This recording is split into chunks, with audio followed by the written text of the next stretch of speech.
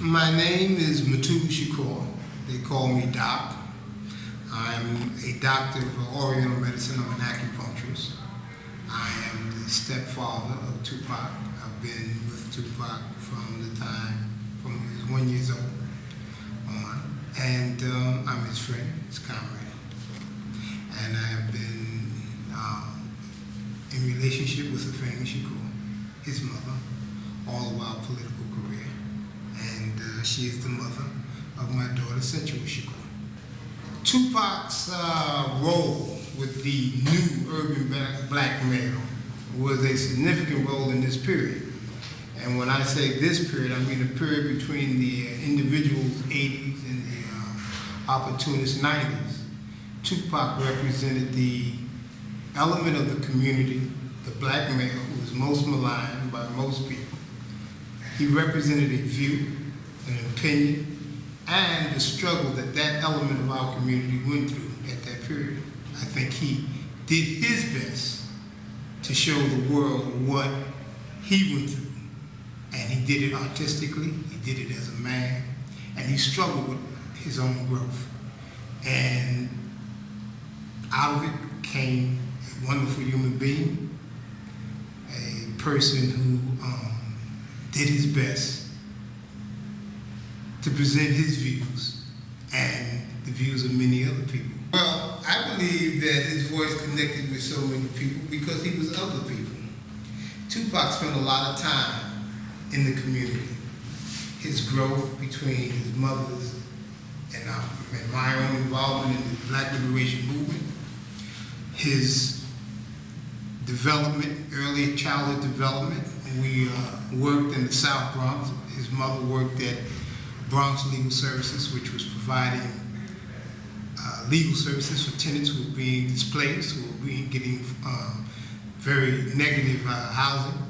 I worked at Lincoln Detox, which was an anti-drug program, and it was in the days where the community programs were very important and very massively involved. You know, with people were involved, it was a people type thing. He learned a lot from the people, not from what was said by the people. He hung around with dope fiends, he hung around with gangsters, he hung around with oppressed people, he hung around with struggled people. People were struggling for things. He listened to the meetings, he was at all the meetings, you know, he was hanging. He was a part of that struggle as a young child as he developed. And so he knew the people.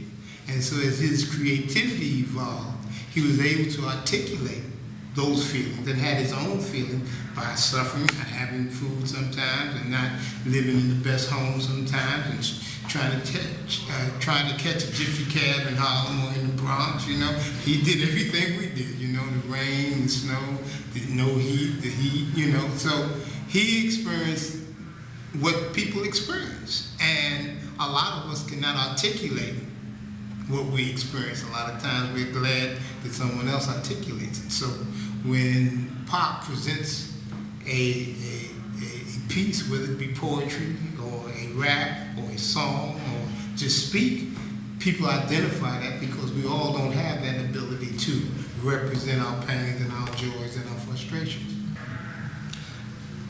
I think that Tupac was in the process of change and watching the change of a group of people at a certain period in our history. And that change was occurring in our community because the Black Liberation Movement had been destroyed by COINTELPRO.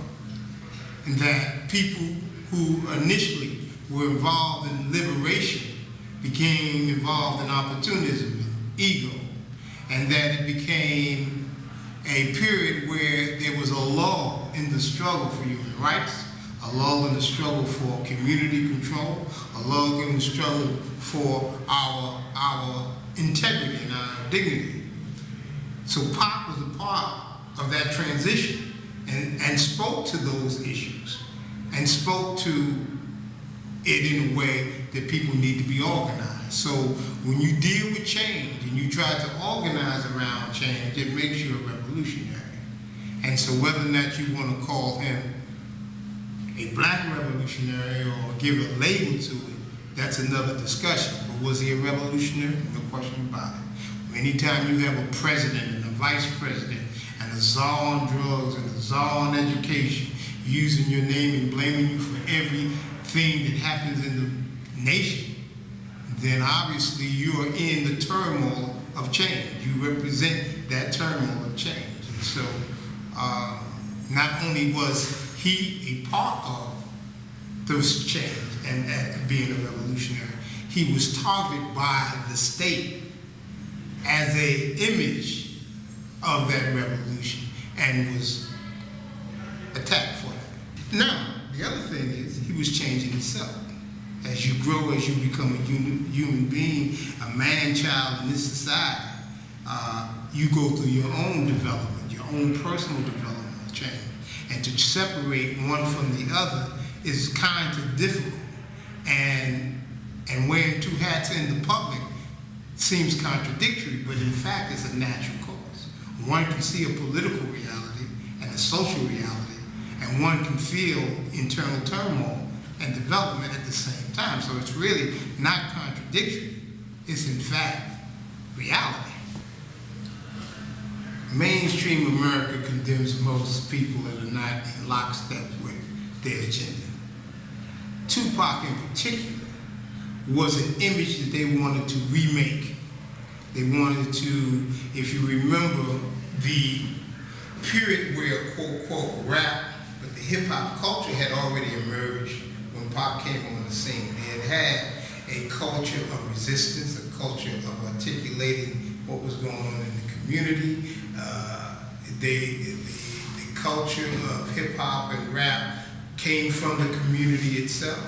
And so there was an effort on the part of the music industry, the propaganda machinery, and the image makers to make Pac and others either into a gangster rap or into a pretty boy. And Pac wasn't having it. And so he bucked that. But at the same time, he liked the flavor. It was something he did well. This is all my opinion. He was a very, very good writer, lyricist. He had a very powerful command of articulating emotions and showing you the obvious in a way that you can consume. Tupac has always been on top of what's happening. I mean, we spent many nights and days as a little kid, as a little shorty. That's what that little picture I showed you. He would sit in meetings and he could assume, you don't like him, do you, Tulu? He would say that, I don't like him, I mean, obviously he was listening and came to a decision. He was not just at a meeting. I don't know if you know about the early movement days, the early period, whether you were in the civil rights movement, black liberation movement, church movement, whatever, meetings dominated your life. Meetings.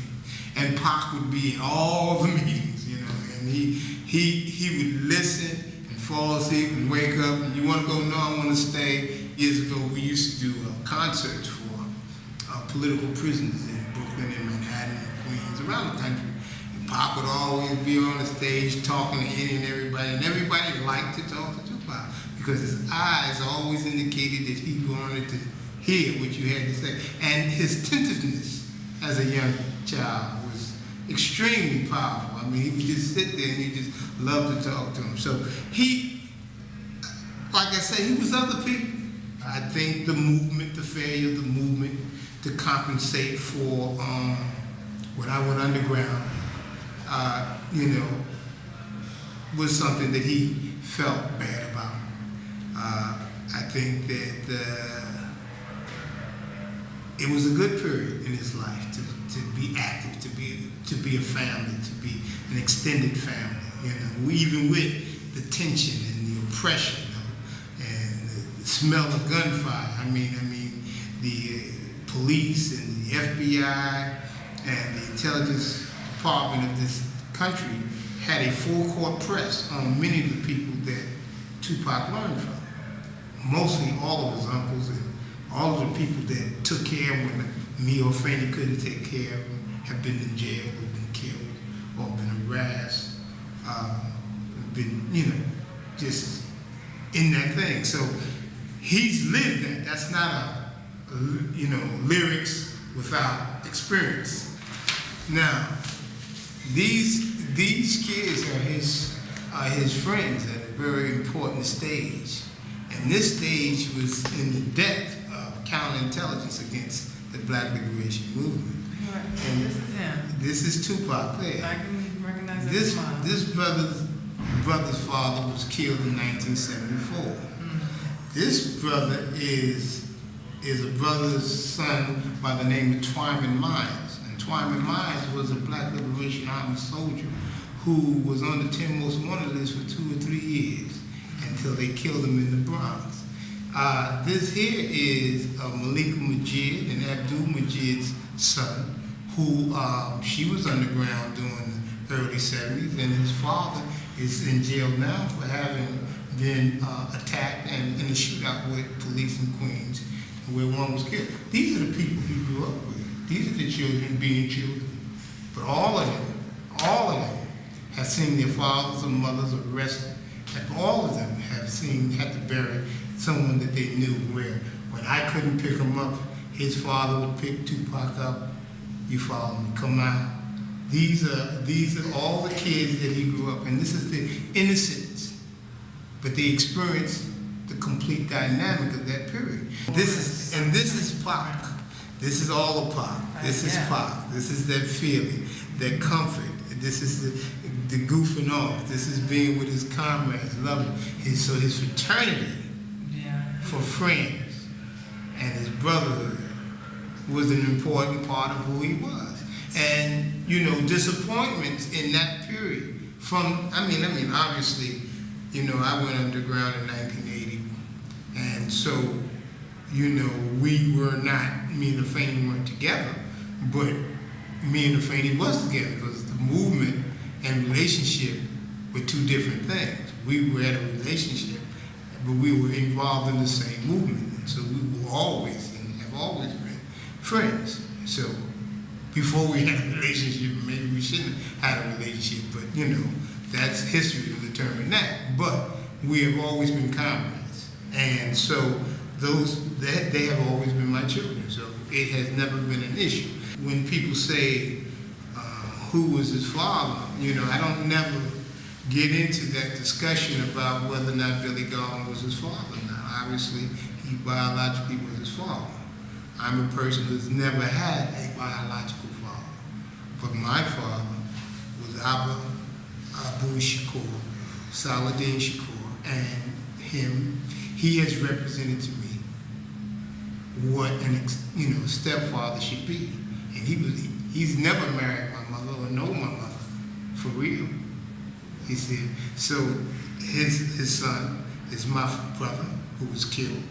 Zaid was killed by the New Jersey police.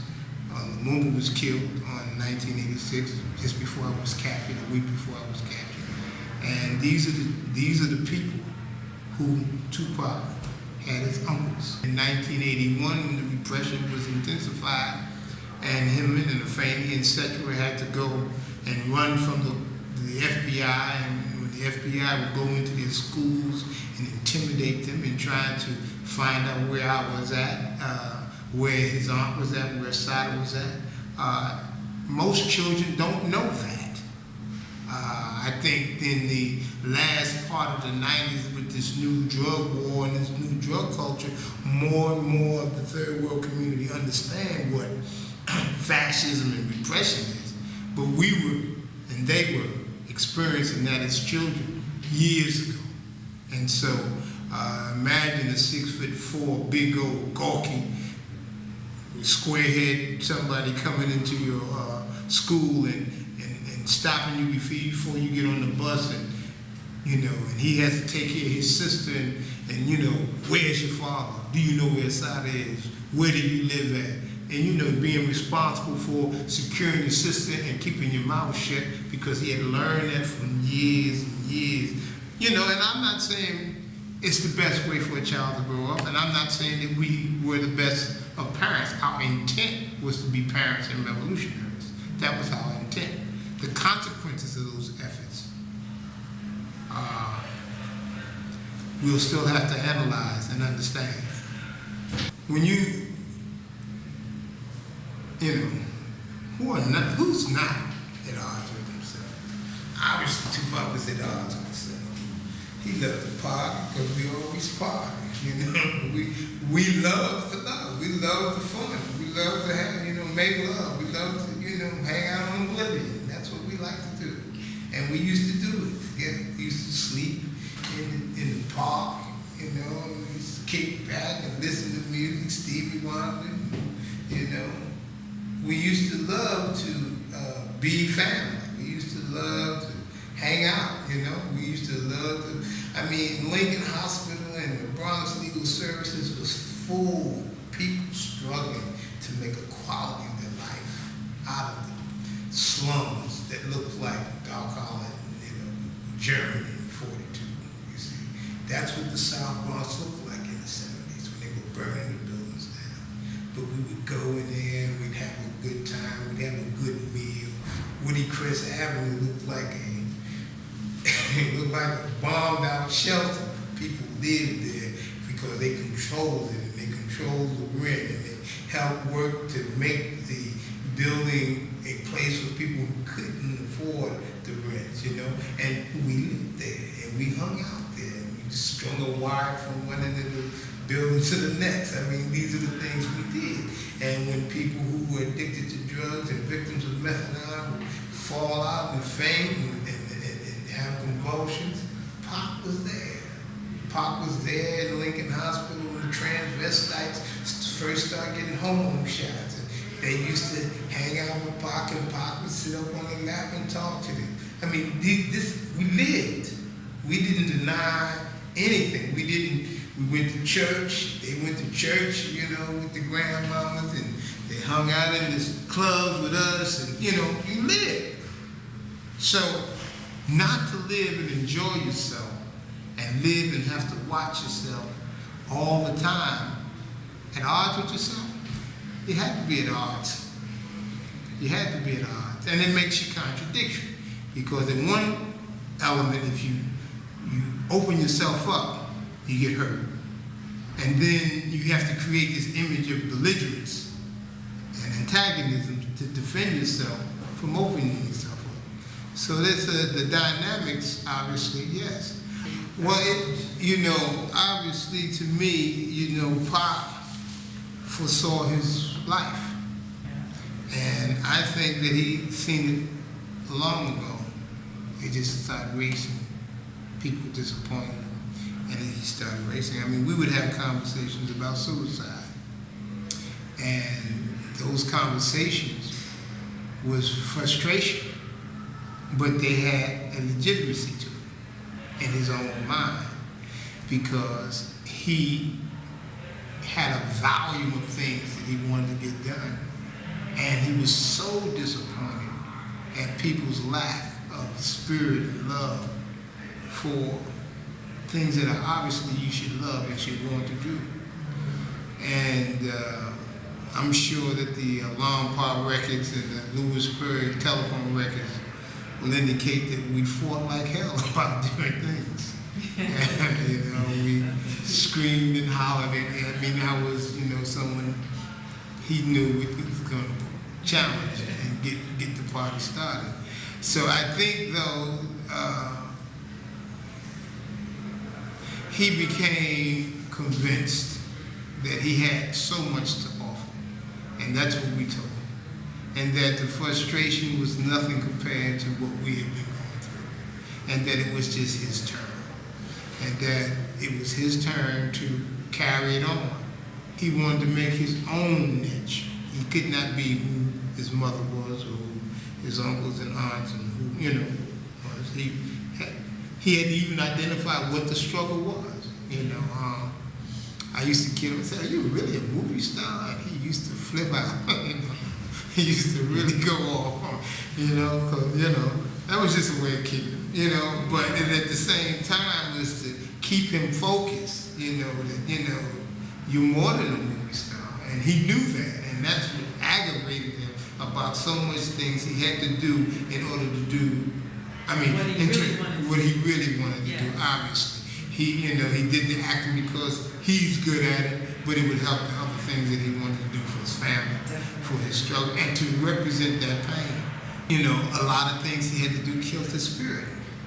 A lot of disappointment from us killed his spirit. And a lot of mistakes he made, people made him pay too much for at a development age. Certain people are geniuses, are forgiven for their idiosyncrasies. They're forgiven because it's a pocket. The genius is matured and they're forgiven because the end product was so great. But Tupac was never forgiven. He was never forgiven. He and realized he passed from at 26. And in these years from 18, 19, 20, 21, that's the development of stage. It's 3 times 7, 21 before you become a man, based upon the numbers. And he was in the throngs of that, trying to develop who he was. And so even from that perspective, in relationship to all of young black men, the identity issue, who's your father, who's your male image, what role do you have? He used to tell me, I don't want any children to come up in this world. I used to say, Pop, have children, Pop, have a child, and he would buck. These are the type of discussions we would fight over. Like, what is thug life? What do you mean by thug life? What are you talking about? I'm a thug. Well, you the thug is going to beat up an old lady and take her pocket? Is that what you're talking about? No, that's not what I'm talking about. What it is, I know that's not what you're talking about, but you have to define it, Bob. You have to define it. And, and we did. And so when I gave him the history of thugs and thuggery, he began to understand the historical development, where it came from, out of India, and the assassins in India. And he began to say, oh, well, that, I'm not really necessarily saying that, but I understand the point. In the transition from that to the British calling thuggery anything that happened on the planet that they didn't like, until it came into America, and then every male child, black man child, was a thug. And so we had to rechange that. And I think, quiet as it's kept, he's done a lot to change what thug means. His genius is there. His genius is manifest. And even though the society has been unforgiving, and it's still a question, but I get letters every day from young children who could not be more than 10 when he passed form, who was 16 and 17, and I write them all back because they love Pac, and they can't love Pac for them seeing him. They have to love him because of his lyrics, his poems, you see. And so the hardcore, they probably don't get to see the hardcore. They just see what, in the end, that's why you put so much volume out. That you hopefully that they would see what was, I think that just like they think Lenin is still here, and think Elvis is still here, it's very interesting to have an anti-hero still here. And it's very interesting to have a black New African still here. And I think that the legacy that Pac left with his writings, with his spirit, with his poetry, his acting, his intent was to cast a spirit upon the people long after he was gone. And I think he's done that better than most. When they ask me, is he still here?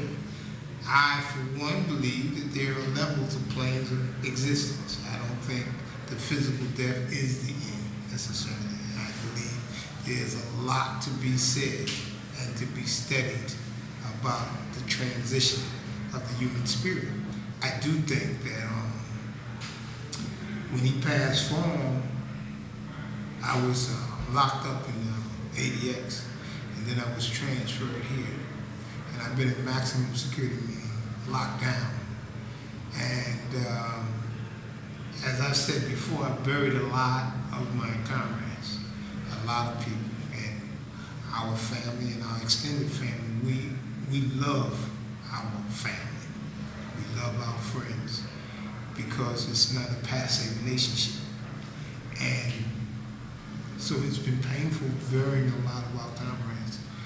And Pac's passing, it was one of the most painful experiences I've ever been through. And especially being experienced and going through this, I think that for some reason I held on a long time when the pain was very intense. And one of the things that I realized, and I've understood this years ago, but sometimes as an individual it doesn't stick with you.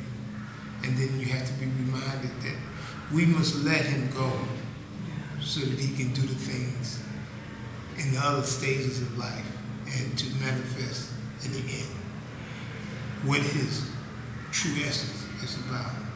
And it's been hard. It's been really hard. And because of my own mistakes, because of the pain he's put on others,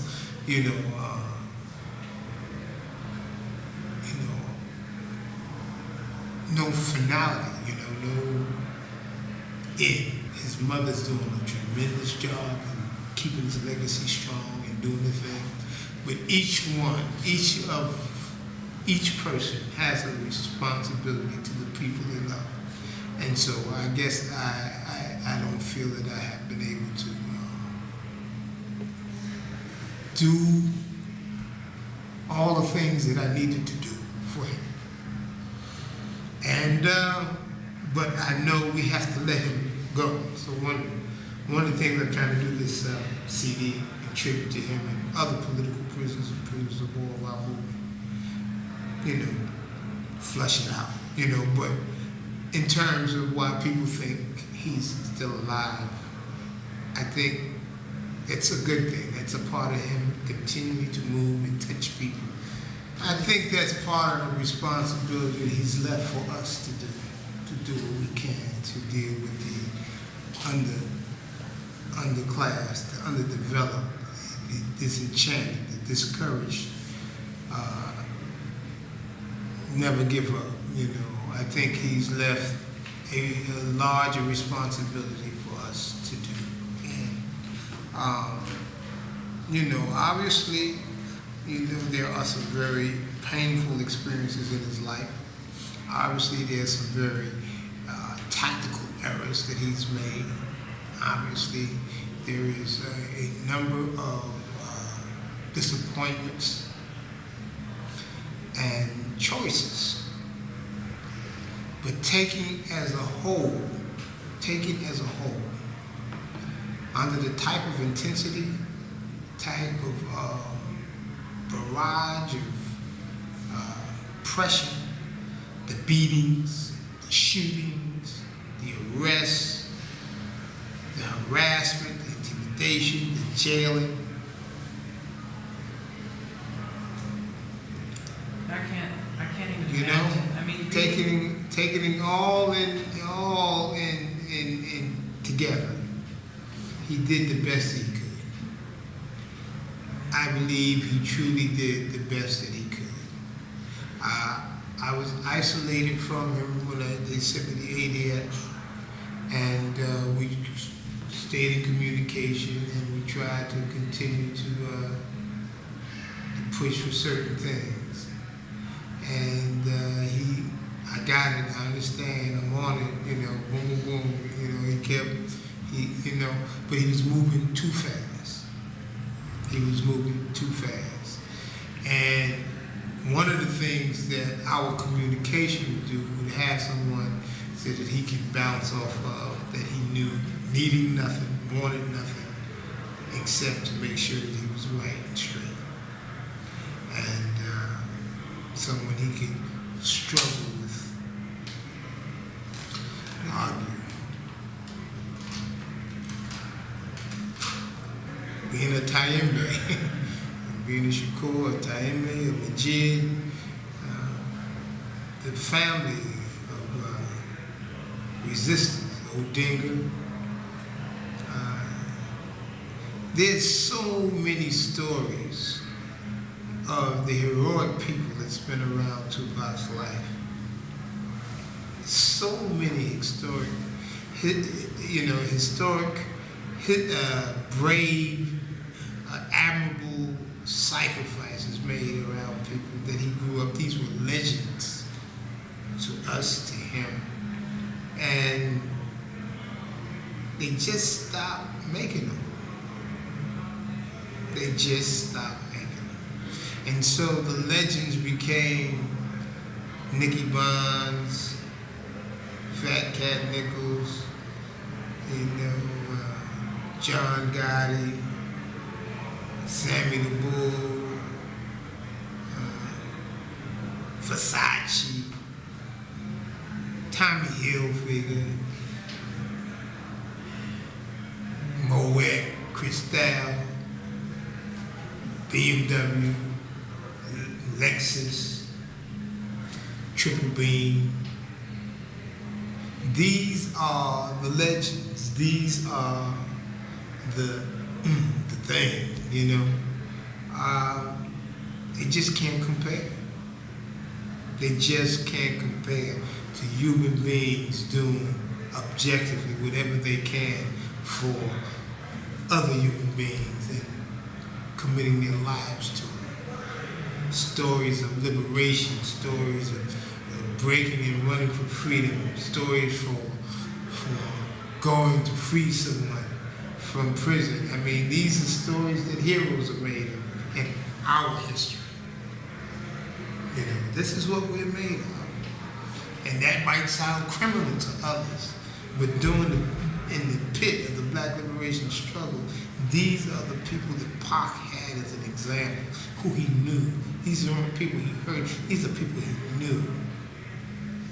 There can be no discussion about the value that Assata Shakur has on New African Black women in this country at a certain period. There can be no discussion of the value of Afeni Shakur in that period of history. There can be no discussion about Frankie Mae Adams, Malika Majid, or Sandra Pratt. These are aunties, women who took care of him, fed him, took him to the movies, took him to daycare. These are not people you read about in history. This is a Nahanda Ibidu. I mean, these are people who are Fulani, people who've given up everything at a period in their life to do what they think is principally right for our people. And this is who Pac's. This is his family. Not always right, not always on time, not always being there, not always, but this is his family. And so his life represents a historical evolution to them. In a different period, in a different time. Tupac used to do ear massages at the clinic. He used to do pressure points and the dope fiends' ears. He used to put the finger in the ear and hold the ear and breathe and just wait till I come and stick him with the needles. Pac used to like to do it. He was a people's person. Well, I think Tupac's music is music of the age. I was hoping that he, obviously, I love his music. The production and the like. You're talking about all the lyrics all the time. We rumbled over that.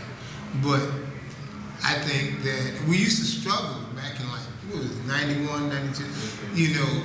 I'm old school in the so-called new school. See, the East Coast rappers a little like avant-garde-ish, where rhythm and content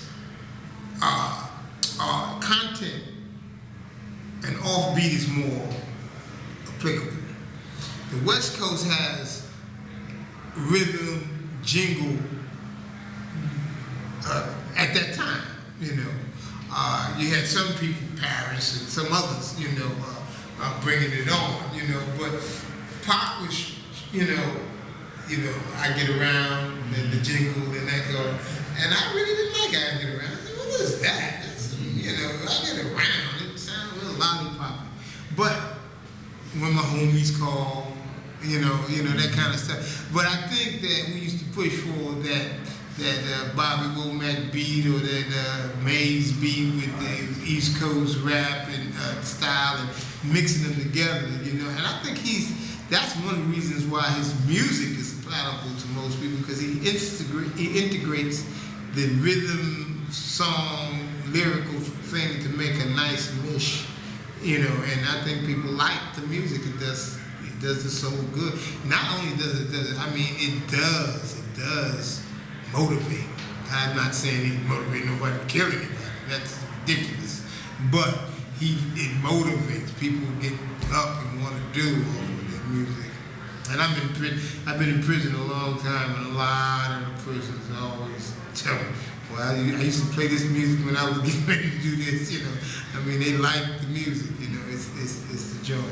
In 1992, Pac came to Longport, and he met a lot of brothers who were rapping, and he was very impressed. And he made a commitment that, you know, when he got his thing together, he was going to give a lot of them some shots, you know, to come up. And so I said, well, I'll keep an eye on certain. So we had made kind of commitment to put out a CD, you know, with them from behind the wall, prisoners, you know, mainly.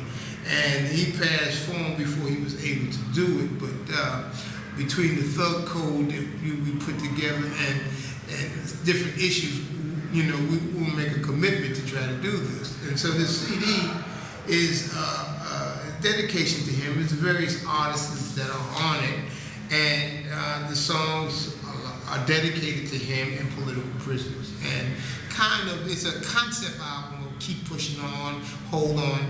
And so it's aimed at that audience that Pac would have dealt with.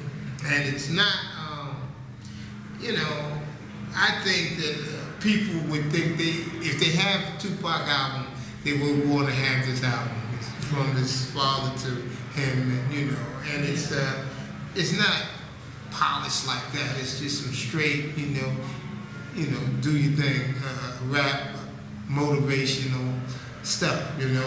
We're gonna do, this was under the Dead of Struggle production. It has nothing to do with Amaro Records. It has nothing to do with any other record company. It's just straight from the streets, some no-name people, some named people, some people that I believe Pac would have gave a shot to, not for commercial purposes, but because they're trying. And it's been a 2 or 3 year project, and we're almost finished. We hope to have it out by Kwanzaa, and you'll probably be able to get it off of the internet, you know, like that.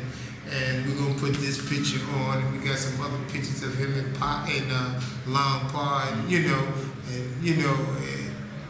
just so they can see, various sides of him, you know, and from more of how we respect his work on a political level for political prisoners. Wasn't for Pac, I don't think that people would know much about political prisoners in America, prisoners of war, for the Black liberation struggle. He's always kept that out front, and he's never wavered from that.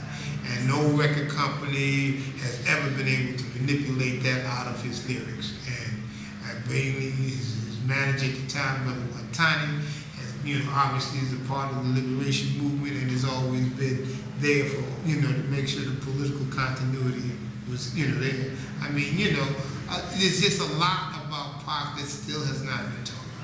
And it's not that, we're saying that people don't want to do, it's just very comprehensive, and it needs more, more flushing out. Death Row Records. Death Row Records was a vehicle for him to use at the time. And it was a vehicle, that I think he tactically felt that he needed to take, They had some good artists with some potential. I mean, obviously, commercially, he had a lot of commercial potential. I think Suge Knight did a lot on that commercial level potential. I believe that the intrigue was a different type of intrigue that he was involved with. You have Tupac already had enemies by the government. And so when you integrate two types of contradictions, you never know where your enemy is coming from. And you create much more confusion. And I think that Death Row obviously was a gangster rap music company. And I think that gangster rap and revolution together, unless there's a political principle agreement, creates a whole new scenario. And so therefore, counterintelligence, intrigue, gang unit, intelligence, drug thing, and counterintelligence, political. I think obviously the government did not want Pac, way before Death Row, did not want Pac to become a staple in America's culture. I think that they did not want Pac to be able to bring to him those who went to gangster and or culture, because Pac would come forward with political work and the culture of resistance, similar to what a Bob Marley or Fela or Mary McKeever, Yuma Sakila, Lucky Dube. I mean, you know what I mean? He would have gravitated that element that would have continuing the Lance Poets, the Gil Scott Heron, but at a much, much, much higher level, at a commercial level, at a political level, and with the support of his his name, his credibility would not be just lyricists, just singing. And so I think he had his own concerns, politically and militarily. And when he went with Death Row, it became two types of military concerns and two types of political concerns. But he made a tactical decision, and obviously he was, working with those decisions. Obviously his word meant a lot to him, so his commitment to Suge Knight was something that he was going to fulfill. So, and I think that he wanted to fulfill his commitment to his struggle, his history. And so I think those conflicts, and that's why we don't know who killed Tupac. Right. And that's a tactical concern. Well, like I said before, Fanny and I were friends, comrades, and in the movement, I hate to say it, we try to keep it close. Our relationships, camaraderie and emotionally and romantically, generally overlap at that period in history. One of the things we learned in the struggle, I mean life, the struggle is life, is criticism, self-criticism.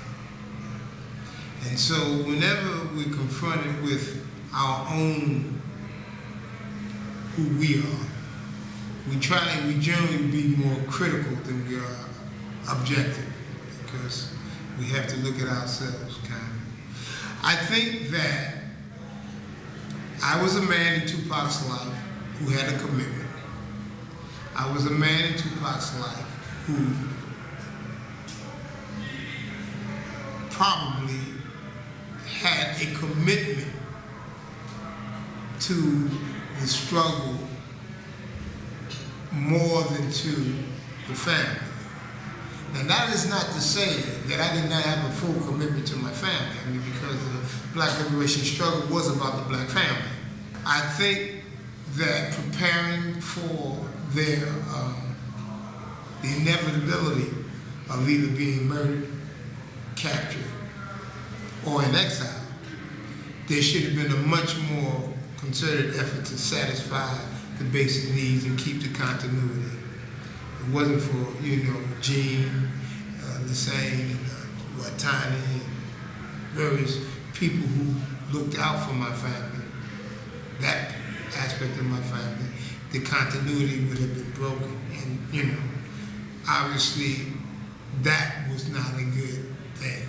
Not having a biological father and having a great mother who was blind all of my life, picking and choosing men had nothing to do with picking and choosing fathers. And I learned to understand that early and give her space to do that. And so I never imposed fatherhood on the children that I was responsible for, if they were not mine. And Tupac, I was very careful about saying, I am your father. You make that decision, we ride with that. Other than that, I'm Mutulu, let's ride. And I think that was how we did. I mean, you can see the visiting form and all that. He's my father. I mean, whenever he said it, that's what it was. And I had no problem with that. I had no problem with that because I lived through people saying that they're my father and they, some nothings, you know what I mean? But I think that he knew that I was there for him always and forever, except if I couldn't be there. And I think that he depended on me to carry out my responsibility. Now, my older son, Mutulu, who had not been so much in my life the first part of his life, had experienced the absence of that fraternity. Because me and Pop, there's no child, and I have a couple of children, I have 5 children, there's no child that I've spent that type of time with other than Pop. And so, watching the two of them understand what my role is, Pac has always known that I'm the person, that in the end I'm the person, where Moprim wasn't sure. And even till the day, I mean, we, love and the rest of it, but he's still not clear that what Pops mean, what that image of responsibility means. And in various dynamic ways, I was father, friend, and comrade with Pop. And so I think that was a positive example of men, of being a man and having a relationship with a man. I think that the media and the standards take too much glorification in their view of things. I think the people understand real life. And I think what attracts Tupac to so many people 6 years after his passing is because he has been real. And I think real is getting kicked down the hill and getting back up. Real is making a mistake, saying I'm sorry, but you're not going to bury me in it, I'm moving on. Real is taking a position and standing on it. Pac has done that. Real is finding out what you are about and putting that out there and deal with it the way you want to. I mean, masses, the media, take it or leave it, it's on you. If you clear where you're going and why you're going there, that's what it's about. Pac's lyrics are prophetic. You see, Pac's lyrics talks about things that are still consistent today. Pac's lyrics talk about pain in terms of the social conditions of AIDS, in terms of the conditions of romance, in terms of the police brutality, economic disparity, cultural genocide. I mean, Tupac talks about God. Tupac asks questions of God. Who doesn't? Who doesn't? he was writing, he was feeling, oh, I gotta answer this question. Can you imagine him going through his day and he runs into a little sister or a little brother and they pose a question or make him think, he has to get that, he is direct, because I know that that person's gonna need that answer and I can put that answer out and people will hear it more than just the person that asked it. Because I have the capability, I'm the messenger, I can do it. Not a saint, a messenger. Not a perfect person, a messenger. From my point of view, I think MTV, BET, all of them should give him his due. And I think that there's still so much to give him. Because what they're giving it is his commercial due. And I'm here in Atlanta, this is the mecca of good music. But very seldom do you hear Tupac's message music on the top 40 radio stations. You hear his music, a man by the name of Malik Kalan plays his music every Wednesday night and Thursday night. You get an hour, they call it the Pac Ride. You're gonna hear it on the RFG. 89.3. You're going to hear a whole hour of all of his music. But, I mean, you can go 2, 3, 4 weeks before you hear a pop song on the regular top 40. You see? And so it's not that people are getting a diet of it because of the commercialism or because he's in rotation like that. Now, I'm in Atlanta and I'm in prison, so I'm not sure what the rest of the world is doing, but in here, I mean, that's the fact. And I think that the schools in Berkeley who are analyzing his lyrics, I think that as a teacher, I used to teach myself, you need to deal with the clientele that you're dealing with and try to move it from one stage to the next. I think it's appropriate for him as a poet, as a lyricist, as an artist to be. You did it for the Beatles to analyze the flower child issues of the 60s. You know, we've done it for various artists. I mean, the blues is consistently being analyzed, and I think and what impact and how it evolved. Jazz classes, but I think hip hop, the rap culture is a culture of movement and articulation of the expressions and concerns of people in relationship to their environment. It is one of the most clearest expressions of this period than essays and books than anything else. And it's more mass than essays and books. And so for him to have a significant role in the continuation and the advancement of that tool, I mean, just like that man KRS-One, I mean, he's a bad boy, you know, you really got to, so it's a lot to still have been, to be written, and he's still, but Pac is a lot more that you got to analyze about his role and what it is that he's doing, and I mean, what it is that he means to this culture of hip hop, funk, jazz, and rap. A lot more accolades is going to be given to the brother, and I think he's well deserved. I think his mistakes got to be put out there. I think that the whole question of red and blue, the whole question of east and west, I think the whole question of you know, these what I call horizontal aggression between us has to be addressed. And we have to address it now because his and Biggie's experience has a lot of lessons for what's getting ready to happen now. And particularly, what role, if any, did they play in the counterintelligence program?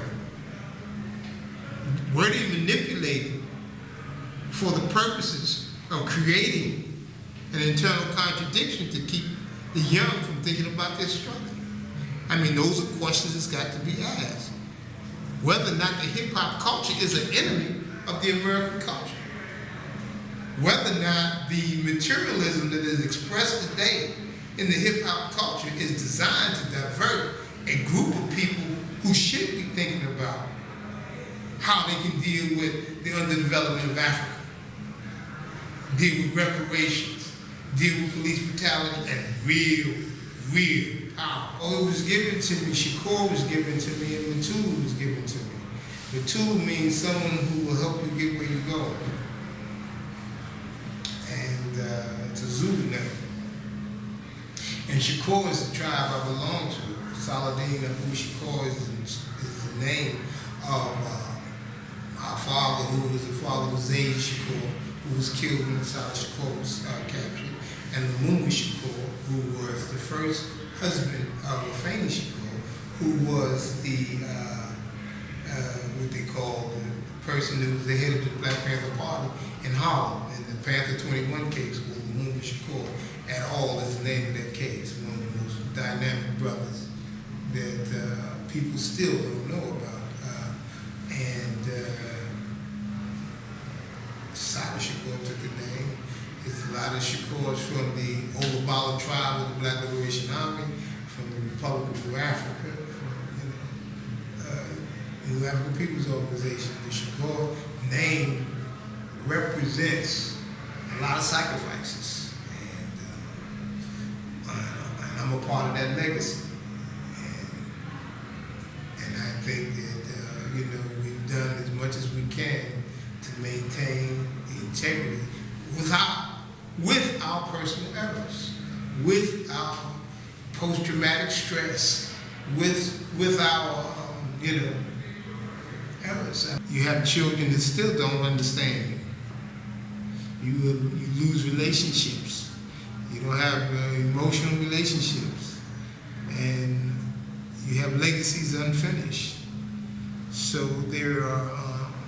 The music keeps you going, and the hope keeps you going. And post 9/11, who we are become different people. We are now labeled something that is demonized, as opposed to a freedom fighter. We become terrorists. And so, how does that impact on everything else? And so, life is life. If you take any statistics you want on state and federal level, especially the federal, 98% of the people they take to trial is convicted. So what do you need new rules for? What is this, secret trial? I watch a lot of these hip-hop artists, and this is not to encourage anything. The weed is one thing, but I've seen so many people, young people, artists, and I don't want to mention their name because it might show up, but Jay-Z is looking better now. Cheeks is looking better now. Various young artists that they would keep, think about the JB or whatever that, Alizé, all of that. I think drinking is a terrible thing. I think it distorts the body, it kills the liver. It's a terrible thing. And I think because they didn't want to get into drugs, they just talked about alcohol, and it became just like they wore Versace, because they talked about it, and Moselle and Cristal. They still drinking it. Why? It's nasty. It's just a fad, and it's a terrible fad to get involved in. And I'm sure he was of that fad, I know, he liked the weed. Ain't no getting around that. Weed has been around him for years, Was he an alcoholic? I wasn't out there, but I know that the culture of hip hop is to drink a lot. The culture of hip hop is to smoke that weed. And I'm sure he was deep in that culture. Moved to some of the most maximum security prisons in this country. And I have never had an incident, which means you get moved to high security because you have an incident. Now, a lot of the movement is because of my political beliefs. In 93, this article, what's this, 94? This article came out. That's a better copy of it somewhere. It's called The Sins of the Father. Yeah, and they put this out. And when they put this article out, they moved me from Lewisburg to Marion, which was the maximum prison at that time. Now, The Sins of the Father, Pac had just had a shootout with the cops down here in Atlanta. and they were trying to make the political connection then between the struggle and who we are. Generally, they talk about Afeni, but then they get into the charges against me and, you know, this whole scenario. And then the effort was to stop me from communicating. We were doing the thug code, the code of the thug. And we wanted to define thug code and deal with the issues of the horizontal aggression in the street. And so we were putting together one of the albums we were going to be dedicated to the thug code. And so we evolved the thug code, and there was a community organization. As a matter of fact, your magazine, Vibe, had an article about the thug code, that the continuation of that effort in the in your Vibe. I think about 5 months ago they had a continuation of it. But right after that, Pop, we were on the phone talking about this. Me, Man, various people in the crew who were in the thug crew and the outlaws. And the hotel that he had this charge in, this so-called rape charge, I mean, if you read the code of the thug life, it talks about respect your women, respect yourself, boom, boom, boom. I mean, it's around here somewhere. And we were just talking about the different points in the thug code. And Pac said, well, I can deal with that, we can deal with that, we should fix this up, blah, blah, blah. And we were going through that night. And so there was a conference of people who were from the streets. I'm not talking about Joe Schmo people. I'm talking about people in the life who were coming together to see if they could agree with this thug code. And Pac came to this meeting to pull that agreement together. And the next day, they have him set up on this rape charge. So for everybody, they don't know none of this. No, most people don't know the chronological events of what went on. And so part of his case was that there were tapes on the telephone of what he was trying to do in the hotel. And the cops got the tapes.